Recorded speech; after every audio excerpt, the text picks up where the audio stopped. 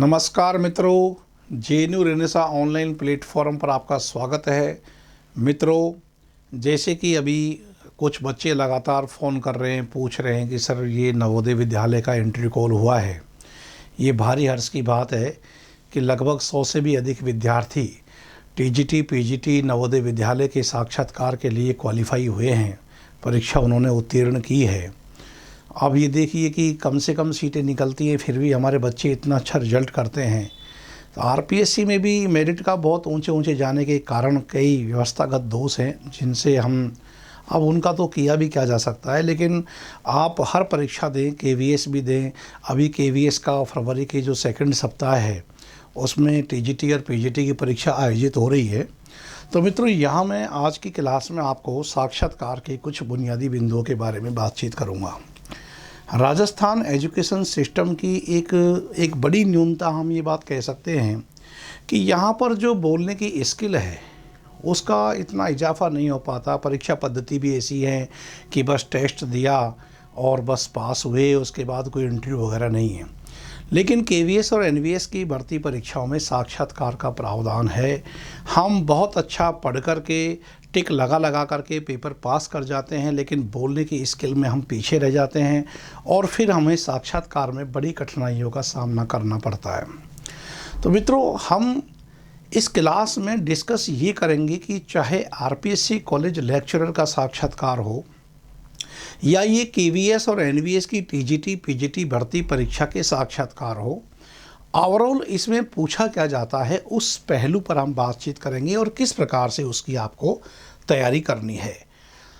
तो मित्रों देखिए, और अभी एक बात का और ध्यान रखेंगे, आप केवीएस का जो एग्ज़ाम होने वाला है, इस एग्ज़ाम को आप बहुत अच्छे से इसकी तैयारी कीजिए। सेंट्रल गवर्नमेंट की ये जॉब होती है, बहुत ही महत्वपूर्ण है। आपके आरपीएससी से तो बस एक क्षेत्र का ही आप ये कह लो कि थोड़ा दूर दराज में इनको लगाते हैं, लेकिन प्रकृति की गोद वाली नौकरी है ये। यहाँ बहुत सुकून है, शांति है। और नवोदय विद्यालय तो ऐसा है कि एकमात्र एजुकेशन सिस्टम में एकमात्र जॉब है ये, जो ग्रामीण परिवेश की आपको एकदम ऐसी खास प्रकृति मिलेगी। आपको पहाड़ मिलेंगे, पेड़ पौधे मिलेंगे, समुद्र मिलेंगे, और रहना और खाना तो इनकम फ्री होता है। सामान्य तौर से सैलरी का आधा भाग तो रहने और खाने पे ही जो है निकल जाता है, लेकिन नवोदय में तो आपको रहना खाना सब कुछ फ्री है। एकदम बढ़िया क्वार्टर मिलता है और मैस चलता है, उसी में अध्यापक भी उसी में इंक्लूड रहता है, पूरी सैलरी मिलती है, केंद्र सरकार की नौकरी है। तो इस साक्षात्कार के जो ये प्रभाव है, इसको थोड़ा बहुत आप अच्छे से ग्रहण करें, क्योंकि साक्षात्कार आपकी अंतिम सफलता में साधक बनेगा। देखिए, जब हम बात साक्षात्कार की करते हैं, और ये साक्षात्कार चाहे कॉलेज में हो अथवा ये स्कूल में। अच्छा, एक बात और ध्यान रखेंगे, विद्यार्थी ये बिल्कुल भी ना सोचें कि कॉलेज के जो साक्षात्कार होते हैं वो तो बड़े भारी भरकम तरीके से होते हैं। ये तो स्कूलों के साक्षात्कार हैं, क्योंकि ये केंद्र सरकार के स्कूल हैं। इसलिए केंद्र सरकार के इन स्कूलों में साक्षात्कार लेने वाले जो एक्सपर्ट आते हैं वो भी वरिष्ठ प्रोफेसर ही होते हैं। और केंद्रीय विद्यालय संगठन के तो मैंने यहाँ पर देखा कि दिल्ली में जब मैं था तो विश्वनाथ त्रिपाठी जैसे आलोचक जो है साक्षात्कार में बैठे हुए थे। तो ये बड़े वरिष्ठ आलोचक ही आपके साक्षात्कार में बैठते हैं। तो चाहे आरपीएससी कॉलेज में हो या फिर आपके केवीएस एनवीएस की पीजीटी टीजीटी में हो, तो दो एक्सपर्ट आते हैं। एक उसी स्कूल का प्रिंसिपल जो कि व्यवस्थापक होता है तो वो रहता है, और एक मनोवैज्ञानिक कार रहता है जो कि आपका जो एक प्रकार से कहे तो वो एक मनोवैज्ञानिक अध्ययन करता है, आपकी केस स्टडी करता है कि बच्चे में आत्मविश्वास कितना है। खैर वो तो सबको दिख भी जाता है बोलते समय। और मित्रों, इस साक्षात्कार में सबसे बड़ी चीज़ है वो है आत्मविश्वास। ये इतना ज़्यादा महत्वपूर्ण है कि आपको विषय की कितनी नॉलेज है उससे भी ज़्यादा महत्वपूर्ण है कि आप में कितना अधिक आत्मविश्वास है। लेकिन इसका मतलब ये नहीं है कि हम ओवर कॉन्फिडेंट होकर के बात करें, अत्यधिक जो है आत्मविश्वासी बन जाए और कहीं आपका वो आत्मविश्वास एक संयम को तोड़कर अहंकार की सीमा में ना जा पाए। क्योंकि एक अनुभव था, एक बार मुझे भी एक बोर्ड में बैठने का अनुभव मिल गया संयोग से, और उसमें ये था कि एक बच्चा सीधा आया और थोड़ा उसके हाव भाव भी ठीक नहीं थे, कॉलर वगैरह भी प्रॉपर देखने में नहीं आ रही थी कि ये लड़का ये सुसभ्य है। तो पूछा उनसे, भाई आपसे क्या पूछा जाए, तो उन्होंने कहा कि कुछ भी। और कहने का तरीका उनका बिल्कुल ऐसा था कि उसमें अहंकार परिपूर्ण था। तो उनसे पहला ही सवाल ये पूछा गया कि भाई आप बताइए कि कबीरदास नारी निंदक हैं अथवा नहीं है, क्या कारण है कि ये नारी की निंदा भी करते हैं और स्वयं नारी भी बन जाते हैं। तो संवेदना और संस्कार की संतर्द्वंद की जो अभिव्यक्ति है वह विद्यार्थी उसको नहीं पकड़ पाया, तो वहीं पर वो डाउन हो गया। तो बहुत ही सामान्य तौर से हमको अपनी बात रखनी है और आत्मविश्वास के साथ फिर एक दूसरा महत्वपूर्ण पहलू है, वो है आपके विषय की जानकारी। मित्रों, कोई भी इंटरव्यू होता है वो किन पहलुओं को छू करके निकलता है। तो देखिए, यदि हम बात करें कि साक्षात्कार में जो विषय है ये किन पहलुओं को छूता है। साक्षात्कार में विषय या तो आपका जो साहित्य का इतिहास है, या तो साहित्य का इतिहास है, यहाँ से क्वेश्चन पुटअप होते हैं। इसमें आपके 4 कालखंड है, आदिकाल, भक्तिकाल, रीतिकाल, आधुनिक काल, कुछ कवियों की चर्चा, कालखंड की प्रवृत्तियाँ, ज्ञान मार्गी, प्रेम मार्गी में क्या अंतर है, राम मार्गी, कृष्ण मार्गी में 2 अंतर करो, कबीर और तुलसीदास में कोई 3 असमानताएँ, 3 समानताएँ बताइए, वगैरह वगैरह। आधुनिक काल तक रीतिकाल हैं तो रीतिकाल में बद्ध, सिद्ध और मुक्त में क्या अंतर है। आधुनिक काल है तो भारतेंदु काल की प्रवृत्तियों से लेकर के और समकालीन कवियों की प्रवृत्तियाँ, और विशेषकर दोनों हमारे राष्ट्र कवि और छायावाद के तो चारों कवि। इन पहलुओं की जानकारी के बाद में फिर बचता है आपका प्रमुख रूप से वो है भारतीय काव्यशास्त्र, जिसमें रस, छंद, अलंकार की एक सामान्य जानकारी। अब कुछ विद्यार्थी कहते हैं कि सर कहाँ से पढ़ें। मैं कहता हूँ पढ़ना नहीं है, साक्षात्कार के लिए पढ़ना नहीं है।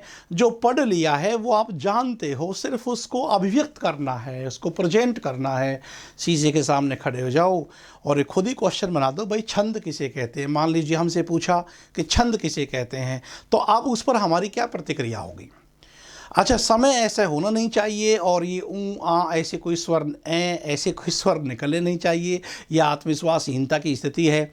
इधर उधर देखने की आपको आवश्यकता नहीं है। ध्यान रखेंगे, जो साक्षात्कार आपसे जो सवाल पूछ रहा है साक्षात्कार में, उसके आई कांटेक्ट करते हुए आप जवाब देंगे। और जवाब देने की प्रक्रिया थोड़ी द्रुत होनी चाहिए। ये नहीं कि हम थोड़ा सोचने विचारने में ही समय नष्ट कर दिया, इतना भी नहीं आपको समय लेना है। और फिर पाश्चात्य काव्य शास्त्र। अब मित्रों, यहाँ 2 बातें हैं। यदि आपका इंटरव्यू कॉल नवोदय विद्यालय के पीजीटी में हुआ है या इन फ्यूचर में केवीएस के पीजीटी में आपका हो, तो आपको पाश्चात्य काव्यशास्त्र को कितना देखना है कि भाई अमुक आलोचक ने कौन सा सिद्धांत दिया है और उस सिद्धांत का मूल सार क्या है। क्योंकि एक विद्यार्थी का तो पूरा की पूरा इंटरव्यू ही पाश्चात्य काव्यशास्त्र पर चला गया नवोदय विद्यालय के पीजीटी में। और जो सेकंड ग्रेड यानी टीजीटी का साक्षात्कार दे रहे हैं वह ये ना सोचे कि ये साक्षात्कार पाश्चात्य वाला तो हमसे शायद ना पूछा जाएगा। बिल्कुल बहुत कम संभावना है कि वो वहाँ से पूछे, लेकिन आपको चिंतक और उनके दिए गए सिद्धांतों के नाम तो पता होना ही चाहिए। जैसे कोलरिज का कल्पना सिद्धांत है, वर्ड्सवर्थ का काव्य भाषा विषयक सिद्धांत है, अरस्तु के 3 सिद्धांत चर्चित है, त्रासदी सिद्धांत, विरेचन सिद्धांत, अनुकरण। तो इनके नाम तो आपको पता हो। टीजीटी के स्तर पर कह रहा हूँ मैं।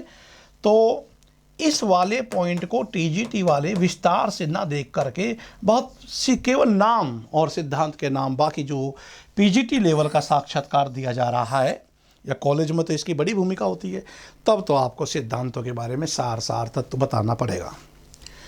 इसके अलावा एक इसका पॉइंट होता है व्याकरण और एक पॉइंट होता है भाषा विज्ञान। भाषा विज्ञान की सामान्य सी जानकारी, ये नहीं कि आप कोई लैंग्विस्टिक साइंटिस्ट वाली बात आपको यहाँ नहीं रखनी है, बस थोड़ी जानकारी हो कि भाई हिंदी है, अब हिंदी में कितनी बोलियाँ हैं, कौन सी बोली है जो भाषा भी बन चुकी है ना, कौन सी सोर्स या भ्रंश से निकली हैं उपभाषाएँ। हिंदी की 5 उपभाषाएँ हैं और 18 बोली है। 18 के अब तो 17 ही रह गई कि मैथिली बोली तो अब वो भाषा का दर्जा प्राप्त कर गई है। संविधान के 18वीं अनुसूची, वो जो 8वीं अनुसूची में जो 18 भाषाएँ थी बढ़कर 22 हो गई हैं, है ना। मैथिली, संथाली, बोडो, डोगरी सब उसमें जोड़ दी गई है। उसमें चूँकि हम राजस्थान से जा रहे हैं तो क्या कारण है कि राजस्थानी अभी भी 22 भाषाओं में शामिल नहीं हुई। इस प्रकार के सामान्य सी जानकारी, राजभाषा और राष्ट्रभाषा में क्या अंतर है, संपर्क भाषा किसे कहते हैं, इन सब चीज़ों की जानकारी होनी जरूरी है। और ये व्याकरण में संधि समास में क्या अंतर है, क्रिया विशेषण क्या है, विशेषण क्रिया विशेषण में क्या अंतर है, सामान्य सी शब्द क्या है, वर्ण किसे कहते हैं, अल्पप्राण महाप्राण क्या है, वो जो स्वर योजना है वो थोड़ा देख लेंगे। कई बार तो बल्कि एक बार तो राजस्थान विश्वविद्यालय के इंटरव्यू में इन्हीं को बुलवा लिया गया था कि बोलो आप कह खे गए गए यह, तो हर जगह हम लोग नए नए बोल देते हैं, 12 खड़ी को ही सुन लिया। और मज़ेदार बात ये कि आधे छात्र जो प्रोफेसर बनने आए हैं उनको 12 खड़ी ही बोलने नहीं आ रही है। तो थोड़ा सा इस चीज़ का भी ध्यान रखेंगे कि जितने बड़े विद्वान होते हैं छोटी छोटी चीज़ों से उतने ही दूर हटते जाते हैं, इसलिए इन चीज़ों को भी ध्यान रखेंगे। जो विषय है आपका, इसका वेटेज मानकर चलो आप 70%, इसी से जुड़ा हुआ आत्मविश्वास का पहलू है। 70% आपका साक्षात्कार तब पूर्ण हो जाता है जब आप ये कहते हो कि मुझे अपने विषय की पूरी पकड़ है। अब दूसरी बात यह है कि 70% यदि विषय का वेटेज हो गया तो 30% में अब बाकी चीज़ें क्या आ रही हैं। हालांकि बाकी चीज़ें भी विषय से ही जुड़ी हुई हैं, लेकिन देखो बाकी जो 30% चीज़ है उसमें जो कुछ कॉमन क्वेश्चन है जिसमें आपकी रुचि क्या है, आपकी रुचि क्या है। अब रुचि में अधिकतर बच्चों को मैंने सुनता देखा है कि वो कहते हैं कि सर रुचि हम बोल देंगे कि भाई हमारे तो पढ़ने में रुचि है। अरे भाई वो कोई रुचि थोड़ी हुई, वो तो दिख रहा है ना कि आपकी पढ़ने में रुचि है, तभी तो आप इंटरव्यू देने जा रहे हो। रुचि कुछ और बताओ, जैसे खेल बताओ या फिर बागवानी बताओ, या रुचि या कुछ और। नहीं तो लड़कियां तो सेफ जोन से निकल सकती है कि हम तो पाक कला में दक्ष हैं, खाना बनाना अच्छे से जानती हैं। लेकिन हर चीज़ में गहराई रखो, बस ऐसी बात कहकर फेंक देना नहीं है। कोई बैठ गया मेरा जैसा व्यक्ति और आपने कह दिया कि पाक कला में दक्ष है, तो फिर सवाल उठेंगे कि आप बनाते क्या हो और बनाने की प्रक्रिया क्या है। एक बार तो एक विद्यार्थी ने बता दिया था, एक लड़की थी, कि खीर बनाना उसे पसंद है, और क्षीर पकोदम नाम है उसका, खीर तो बोल देते हैं। तो वो मीराबाई को बड़ी पसंद थी, तो उनसे क्वेश्चन किया कि राजस्थान की कोई कवित्री है जिसको ये खीर जो है बहुत पसंद थी। तो मित्रों जो जीवनी लिखी गई है मीराबाई के ऊपर, तो उनकी जो प्रिय सहेली थी ललिता, वो एकदम चूल्हे पर जो कंडे होते हैं, कंडे रख करके जो मिट्टी की हांडी में जो बनती है खीर, असली खीर तो वही है। बाकी कुकर की सीटी मार, खीर में क्या है, चावल उधर पड़ा हुआ है, दूध उधर है, चीनी मिक्स ही नहीं हुई है, वो असली खीर होती है। तो वो वाला प्रसंग पूछ लिया कि कौन सी कवित्री। तो कुछ भी आप यदि अपनी हॉबी बता रहे हो तो थोड़ा सा आप उसकी जानकारी रखेंगे। खेल है तो कोई खेल बता दिया आपने, क्रिकेट खेल बता दिया तो क्रिकेट से जुड़ी हुई फिर शब्दावली वगैरह। तो एक क्वेश्चन जो कॉमन क्वेश्चन है आपकी रुचि। दूसरा सवाल है आप एनवीएस में क्यों आना चाहते हो, एनवीएस ही क्यों। बड़ा कॉमन सा क्वेश्चन है कि भाई आप आरपीएससी की तैयारी नहीं कर रहे, अपने स्टेट पीसीएस की नहीं कर रहे, आप ये नवोदय में क्यों आना चाहते हैं। और फिर उसका बहुत ही यथार्थवादी उत्तर, ये नहीं कि मैं देश की सेवा करना चाहता हूँ, भारत सरकार की सेवा करना चाहता हूँ, ये आदर्शवादी गोले बारूद तोपे चलाने की आवश्यकता नहीं है। कुछ भी आप सटीक कह सकते हो कि सर मेरी नवोदय में पढ़ने की बड़ी इच्छा थी, लेकिन किसी कारणवश मैं नवोदय में नहीं पढ़ पाया, तो मुझे मौका मिला कि मैं नवोदय में पढ़ाऊँ, तो मेरे लिए गौरवान्वित होने की बात है।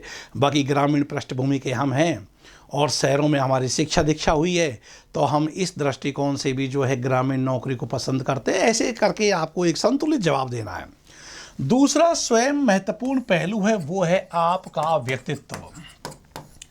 आपका व्यक्तित्व, आपका जो नाम है उस नाम के क्या अर्थ हैं, उस नाम का कोई और भी बड़ा महत्वपूर्ण कोई व्यक्ति हुआ हो इतिहास में, पुराण में, वर्तमान में, कोई नेता हो, उसके मायने क्या हैं। और दूसरा आपकी कमजोरियां और आपकी सबलताएं, आप में क्या कमी है। करें आप, मुझ में तो कोई कमी नहीं आ रही, हर व्यक्ति में कमी होती है भाई। और कमी ऐसी बोलो, ये मत कहना कि मैं चोरी करता हूँ, तो कमी ये बोलो आप कि मैं अत्यधिक आत्मविश्वासी हूँ, या मैं अत्यधिक जो है संवेदनशील हूँ, मैं जो है सहज ही किसी पे विश्वास कर लेता हूँ तो ठगा जाता हूँ। मुक्ति बोध कहते हैं ना कि मुझे कदम कदम पर चौराहे मिलते हैं, बाहें फैलाए, तो वो सब चीज़ें हैं। तो ये सब बोल दो भाई। सबलताएं बोल दो कि मैं सर अपने कार्य को समय पर करने के लिए पाबंद रहता हूं, तो ये कि मैं एक बेहद उत्साही हूं। तो इन चीज़ों को पहले से ही सोच करके रखिए। एक आपका जो जन्म स्थान है इसका ध्यान रखना है आपको कि जन्म स्थान आपका है, वहाँ की कोई तीज त्योहार, मेला, संत, वहाँ का कोई साहित्यकार जो प्रसिद्ध हो, वहाँ कोई भौगोलिक विशेषता उसकी, कोई उसका राजनीतिक महत्व, कोई उसका आर्थिक वर्चस्व, इन सब चीज़ों पर भी आपको ध्यान रखना है। और इसके अलावा आजकल तो आपको जान रहे हो कि सब कुछ जो है तकनीक वाला प्रभाव चल रहा है। कंप्यूटर की आपको जानकारी कितनी है? यदि नहीं है तो सामान्य सी जानकारी जान लीजिए, क्योंकि नवोदय का तो काम ही जो है, ये केंद्रीय विद्यालय, नवोदय विद्यालय का काम तो आजकल ऑनलाइन होता है। तो गूगल मीट क्या है, गूगल मीट पर क्या आप क्लास ले सकते हो, है ना, क्या जो कंप्यूटर पर आंकड़े स्थापित करना, चलाना, उसको सब बेसिक जानकारियाँ वो आपको नहीं है तो आप जान लीजिए कि हाँ सर मैं हिंदी में टाइप भी कर सकती हूँ, है ना, ये सब चीज़ें। तो एक कंप्यूटर की जो है एक बेसिक जानकारी। इसके अलावा जो और वो आपके विषय से ही जुड़ा हुआ पहलू है, वो है आपका प्रिय साहित्यकार। प्रिय कवि कह सकते हो, प्रिय साहित्यकार। अपना एक प्रिय कवि तैयार कर लीजिए। मैं तो कहूँगा कि मान लीजिए प्रिय कवि में आपने मैथिली शरण गुप्त को तैयार कर लिया और आपसे पूछा यह जाए कि भाई आदिकाल में आपके प्रिय कवि कौन है, तो क्या कहोगे? सर आदिकाल में तो हमारा कोई प्रिय कवि नहीं है। तो ये हम नहीं कह सकते।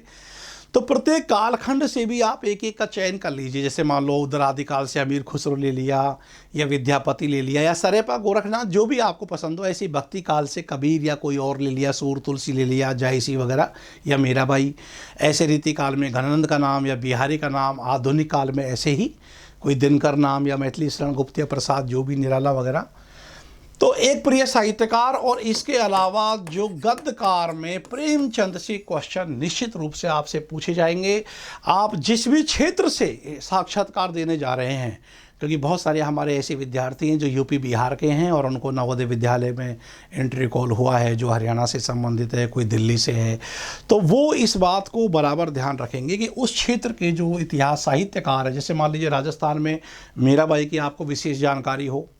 उपन्यासकारों में भी हमारे यहाँ बहुत है ना, कन्हैयालाल सेठिया कवि है। उपन्यासकारों में मणि मधुकर, यादवेंद्र शर्मा चंद्र, रांगे राघव जैसे बहुमुखी प्रतिभा के साहित्यकार यहाँ मौजूद रहे हैं। तो थोड़ा सा ये सही। और फिर हिंदी की आप कौन सी पत्रिका पढ़ते हो, तो पत्रिका कोई एक पत्रिका के, और आर्टिकल भी आप देख लेना वर्तमान में लेटेस्ट में आपने क्या पढ़ा है। तो मैं नहीं कहूँगा कि किसी बड़े नॉवेल को लेकर बैठकर पढ़ने की आवश्यकता है, लेकिन जैसे कि अभी जो पुरस्कार मिला है, बुकर पुरस्कार मिला है रेत समाधि को लेकर, थोड़ी सारांश में उसकी स्टोरी देख लो। हाँ उसकी ये प्रॉब्लम है सर, ये पढ़ा है, ये तो वैसे पूछ सकते हैं, है ना, कि किसने लिखा है और इसका अनुवाद अंग्रेजी में किसने किया है और कौन सा पुरस्कार मिला है, वगैरह वगैरह।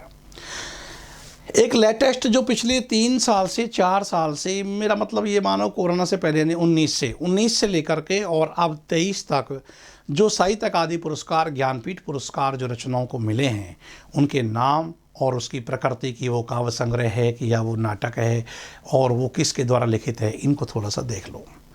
दूसरी बात आपको ध्यान रखना है, 2 पॉइंट आप तैयार कर लीजिएगा। एक तो कविता और एक व्याकरण। कि बोर्ड पर पढ़ाने के लिए आपसे कह दिया जाए कि चलो आप कोई व्याकरण का कोई टॉपिक पढ़ाइए, तो आपको जो अच्छा लगता हो, चाहे संधि लगे या समास लगे, तो आप उनमें से कोई एक टॉपिक लेकर बोर्ड पे प्रैक्टिस कर लीजिए पहले से ही पढ़ाने की। और कोई भी एक कविता लिख करके उसके अर्थ को बहुत अच्छे से संप्रेषित करें। उसका जो भाव पक्ष है, कला पक्ष है, वो तमाम पहलुओं पर बातचीत करें। तो मित्रों ये आपके साक्षात्कार के महत्वपूर्ण बिंदु होंगे। पूरा साक्षात्कार इन्हीं सब बिंदुओं को छूता हुआ निकलेगा। मैंने अभी कहा कि आत्मविश्वास और आपके बोलने की पद्धति, बोलते तो सब वैसे ही हैं, लेकिन वाक्य विन्यास सदा हुआ रहना चाहिए, क्षेत्रीय पुट ना हो। और हिंदी के साक्षात्कार की प्रक्रिया में अंग्रेजी शब्दों का पूर्ण परित्याग होना चाहिए। सिवाय सर शब्द के अलावा आप कोई और शब्द का अंग्रेजी का प्रयोग ना करें तो ये आपके लिए ज़्यादा बेहतर रहेगा। क्योंकि वो उनको लगता है कि जब साक्षात्कार ही हिंदी में है, अध्यापक ही हिंदी के बन रहे हैं, तो फिर ये अंग्रेजी वर्ड का प्रयोग करना ठीक नहीं है। वैसे भी एक मिलीजुली सी संस्कृति बन रही है, व्यक्ति ना हिंदी का रह गया ना अंग्रेजी का रह गया, सब कुछ मिलजुल के इंग्लिश हो गया है, तो वो भी स्थिति ठीक नहीं है। अब कोई फ्लो में शब्द निकल ही जाए, ध्यान ना रहे तो अलग चीज़ है, लेकिन ध्यान रखोगे तो ज़्यादा बेहतर रहेगा। क्षेत्रीय पुट नहीं आना चाहिए, जैसे काई या तोकू, मोकू, वाकू, ये सब शब्दावली का प्रयोग करना बिल्कुल भी उचित नहीं है। केवल तत्सम शब्दावली में आपकी वाचिक अभिव्यक्ति का सौंदर्य शास्त्र प्रकट होना चाहिए। मित्रों, इसके लिए अब चूंकि मैंने कहा कि इस दौरान मेरे यहाँ ऑफलाइन ऐसे विधिवत रूप से क्लासेस तो नहीं है, लेकिन हम लोगों ने एक क्लासेज बनाई है साक्षात्कार के उद्देश्य से, जो पिछली बार कॉलेज में भी विद्यार्थियों के लिए काफ़ी कारगर रही। उसमें आप केवीएस एनवीएस का टीजीटी हो या पीजीटी हो या कॉलेज का हो, जो भी संभावित सवाल बनते हैं डायरेक्ट, वहाँ लंबे लंबे व्याख्यान नहीं है, क्योंकि कोई भी क्लास 30 मिनट से ऊपर की नहीं है। वहाँ पर जो महत्वपूर्ण सवाल बनते हैं हिंदी साहित्य के इतिहास से या भाषा विज्ञान से या काव्यशास्त्र भारतीय पाश्चात्य से, वो हमने उस एप्लीकेशन में प्रोवाइड करा दिए हैं। आप वहाँ से उनको अच्छे से तैयार कर लीजिए। अब कुछ बच्चे विद्यार्थी लगातार ये कह रहे हैं कि सर उसको तैयार तो हम कर लेंगे, उसमें कुछ हमने पीडीएफ भी डाल रखी है, लगभग 150-200 क्वेश्चन जो कॉमन रूप से सब जगह पूछे जाते हैं, तो वो भी वो तैयार कर लेंगे। लेकिन अब हम कैसे जानें कि वो परिपूर्ण रूप से तैयार हो चुके हैं? तो उसके लिए हमारा सिस्टम क्या काम करता है, बच्चे को उस एप्लीकेशन के द्वारा हम अध्ययन कराते हैं, और इंटरव्यू की डेट से 10 दिन पहले, जिसका इंटरव्यू है उस इंटरव्यू की डेट से बिल्कुल 10 दिन पहले हम उन सभी विद्यार्थियों को यहाँ जयपुर बुलाते हैं। वहाँ बुलाने के बाद उन विद्यार्थियों का हम पर्सनल ग्रुप डिस्कशन करना, जैसे गैदरिंग कह सकते हो आप, या मेरे द्वारा एक बड़ी विशेष ऑफलाइन क्लास लेना, और पर्टिकुलर एक एक विद्यार्थी को सामने खड़ा करके सभी विद्यार्थियों के सामने उसे प्रश्न पूछ करके उससे निकलवाना, अभिव्यक्ति उसको बाहर प्रकट कैसे करे, तो संकोच वगैरह जो उसका होता है वो 8-10 दिनों में समाप्त हो जाता है।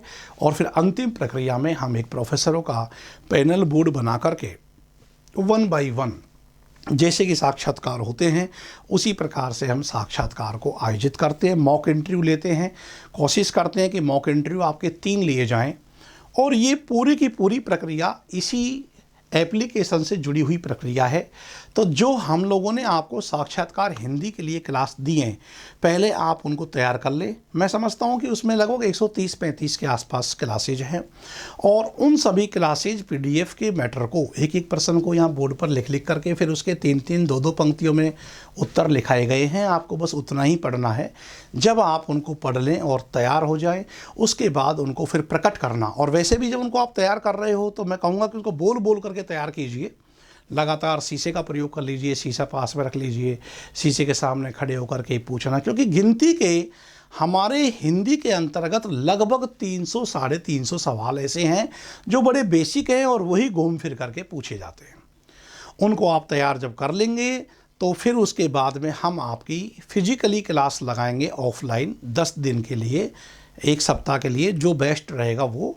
और उसी में फिर हम आपको लंबी क्लासेज प्रोवाइड करवाएंगे, आपका ग्रुप डिस्कशन करवाएंगे, प्रत्येक व्यक्ति को सामने प्रेजेंट करेंगे खड़े होकर बोलने के लिए, जिससे कि उसका संकोच बाहर निकले, और 1 by 1 फिर उनका हम डेमो साक्षात्कार रखेंगे। ये हमारी पद्धति है। इसी पद्धति पर हमने कॉलेज सहायक प्रोफेसर पर भी काम किया था। आप लोगों ने स्वयं साक्षात देखा कि कितना बेहतरीन रिजल्ट जो है हमारी यहाँ संस्था का, कॉलेज का रहा है।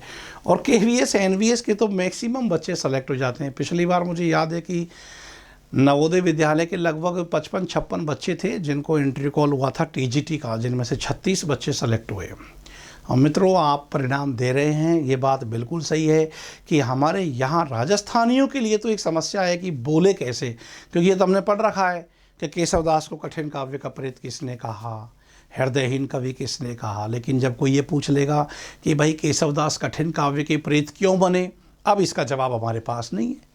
हम सोचेंगे हैं बने तो बने, कह दिया तो कह दिया आलोचक ने।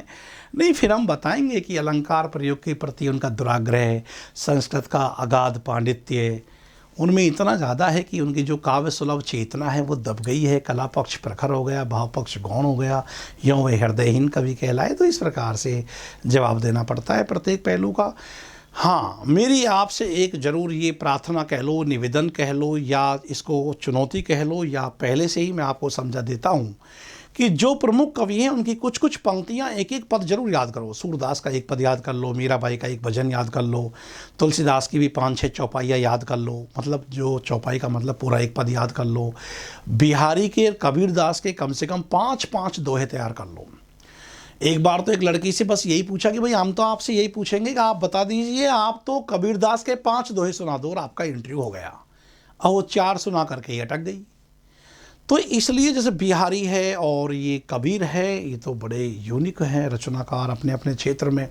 इनके 5-5 6-6 दोहे याद कर लो, और जो प्रिय कवि जिसे आप कहोगे और उसी का आपने यदि पद नहीं सुनाया तब तो भारी गड़बड़ मामला हो जाएगा, और वो प्रिय कवि से सवाल जरूर पूछते। तो मित्रों, ये मैंने आपको बता दिया है कि साक्षात्कार की पद्धति क्या होगी। पहले आप ऑनलाइन तैयारी करेंगे, ऑनलाइन तैयारी करने के बाद में फिर हम आपको फिजिकली रूप से एक प्रकार से कहीं गैदरिंग कराएंगे, एक जगह इकट्ठा करेंगे। जगह कौन सी है, स्थान फिक्स कर लेंगे। अभी स्थान अपना ऐसा कुछ, ऐसी कोई नियमित अपनी संस्था ऐसी नहीं है भाई कोई उसकी बिल्डिंग है, बिल्डिंग का निर्माण कार्य हो रहा है, जगतपुरा में काम चल रहा है, वहाँ तो नहीं। जहाँ भी संभव हो पाएगा हम लोग एक बड़ा सा रूम लेकर के, और फिर आपका वहाँ हम एक प्रकार से कहें कि एक लंबी लंबी क्लासेज का आयोजन करके आपको विशेष विशेष पॉइंट है उन पर हम बातचीत कर लेंगे। बहुत अच्छे से आत्मविश्वास के साथ आप साक्षात्कार देंगे। मुझे उम्मीद है कि हर बार की भांति इस बार भी रेनेसां संस्थान अपनी महत्वपूर्ण भूमिका को निभाएगा, साबित करेंगे। हमारे बच्चे हर जगह हिंदी क्षेत्र में फैल करके अपना नाम रोशन करें और माँ हिंदी की सेवा करें। नमस्कार।